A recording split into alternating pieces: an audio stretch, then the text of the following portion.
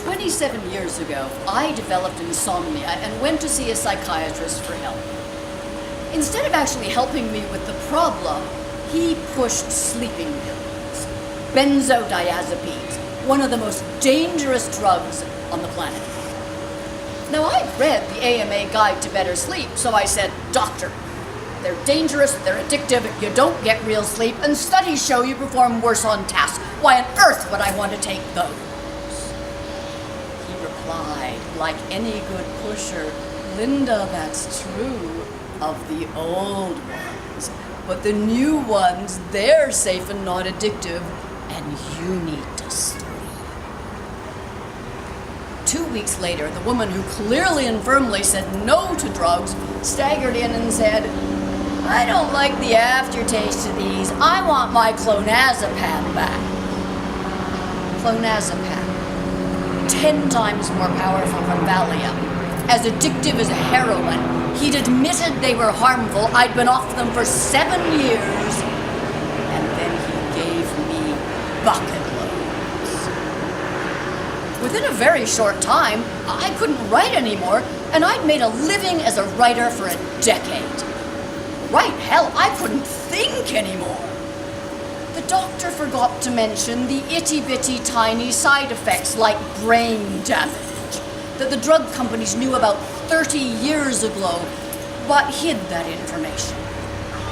He also neglected to tell me that they're only safe for 1 month, and after that you're twice as likely to get dementia and 4 times as likely to die.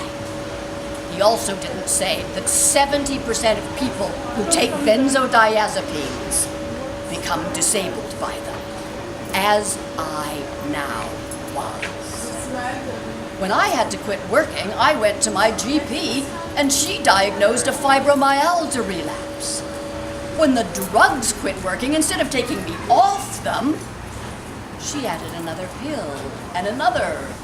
By this time, too stunned, stoned, stupefied, and sedated to protest, I obediently took just what my doctor prescribed and got sicker and weaker. By this time, I was mostly housebound and bedridden. My blood pressure was so dangerously low, I fainted and fell over backwards into the bathtub. Some mornings, I had to crawl to the kitchen for sustenance. My veins began to leak. My face became the size of a pumpkin. My ankles looked like footballs. I was terrified. It looked like I was going to end up in a wheelchair missing some toe. But instead, I realized I was addicted. The benzos hadn't worked in a decade. When I got stoned enough at night, I no longer cared. I still had insomnia. I decided to get clean and sober, and while I was at it, quit 4 other useless prescriptions. Now, I still expected to end up in that wheelchair. But much to my astonishment, within a short time, I began to recover my health. Soon, I could stand up each and every day. I felt like a happy toddler. Wow, upright, cool. 6 months later, I glanced in the mirror, and there were my cheekbones and the hereditary family nose. Now, I know it's not a perfect nose, but I don't care. It was my nose. I hadn't seen it in years. I prayed I was 3 for 3, and I lifted up the long skirts that covered my ugly ballooning ankles to reveal the skinny white feet that came with the original packaging. Even the pain was massively better. It seemed like a miracle. That's not the end of the story.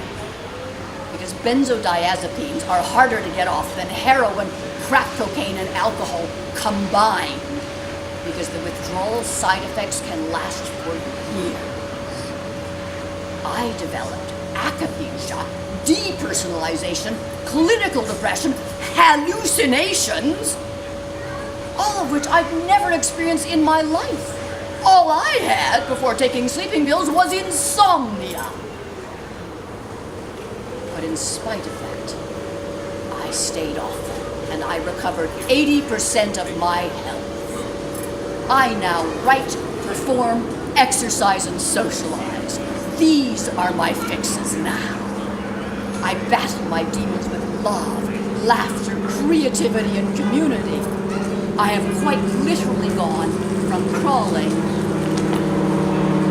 to dancing by getting off these damn drugs.